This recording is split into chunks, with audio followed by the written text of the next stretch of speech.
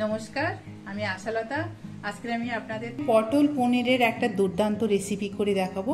তো পনির আমার কাছে অল্প ছিল, অল্প পনিরে এই রেসিপিটা হয়ে যায় আর খুব সুন্দর খেতে লাগে। তো দেখুন, এখানে আমি পটল নিয়েছি। পটলগুলো আমি দুই দিক থেকে একটু করে এমনি করে কেটে দিয়েছি, আবার এই দিকেও কেটে দিয়েছি। দেখুন এরকম উল্টো দিকে, এই দিকটা এমনি কেটেছি, এই দিকটা এমনি কেটেছি। এরকম করে আমি সব পটলগুলো কেটে নিয়েছি যাতে এর মধ্যে মশলা খুব ভালো মতন ঢুকে যায়। আর পনিরটা আমি নেব গ্রেট করে।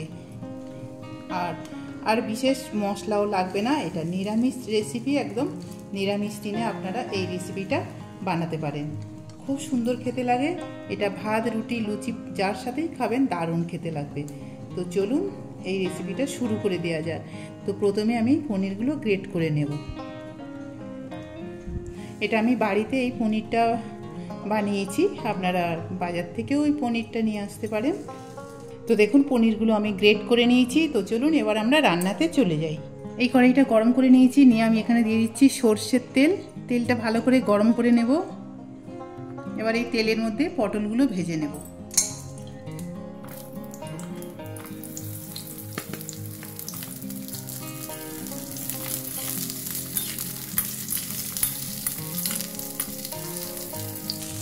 নুন দেবো অল্প, অল্প হলুদ দেব।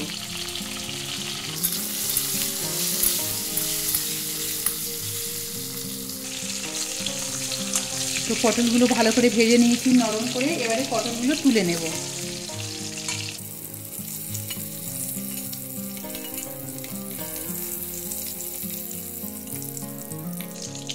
এবার আমি এই তেলের মধ্যে দিয়ে দিচ্ছি একটা শুকনো লঙ্কা, একটা তেজপাতা, 3-4টে ছোটো এলাচ, একটু জিরা, একটু দারচিনি আর 3-4টে লবঙ্গ। এটা আমি এই তেলে দিয়ে দিচ্ছি।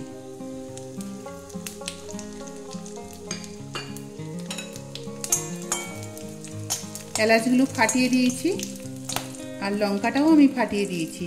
এবার এটা একটু ভেজে নেব 10-15 সেকেন্ড। এবার আমি দিয়ে দিচ্ছি আদা আর কাঁচা লঙ্কা বাটা।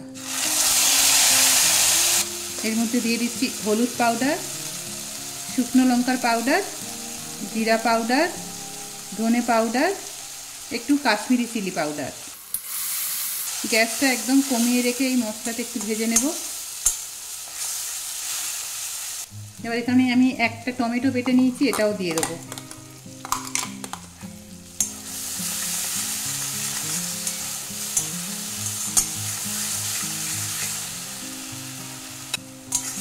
একটু ভেজে নেব যতক্ষণ না তেল ছাড়ছে, এটা ভাজতে হবে। একটু মশলা ধোয়া জল দিয়ে দিচ্ছি।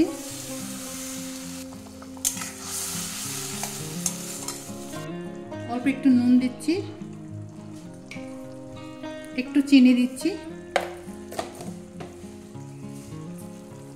এটা একটু ভালো করে কষে নেব যতক্ষণ না এর থেকে তেলটা উপরে আসছে। দেখছেন তো কেমন তেল ছেড়ে দিয়েছে।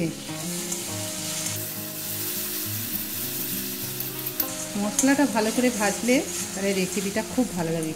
এবারে আমি ভেজে রাখা পটলটা দিয়ে দেবো। এবারে দিয়ে দেবো গ্রেট করে রাখা পনিরটা।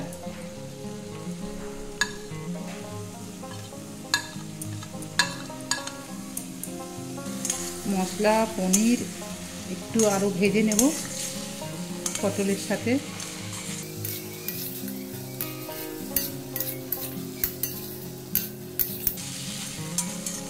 অল্প একটু জল দিয়ে দেবো।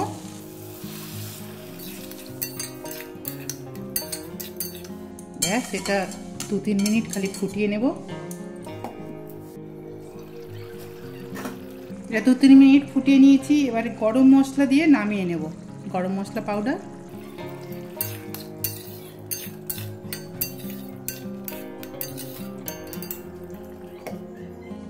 তো পটল পনিরের এই রেসিপিটা আপনারা এইভাবে বানাবেন। আর এটা ভাত, রুটি, লুচি, পরোটা, ফ্রাইড রাইস যার সাথেই খাবেন অসাধারণ খেতে লাগবে।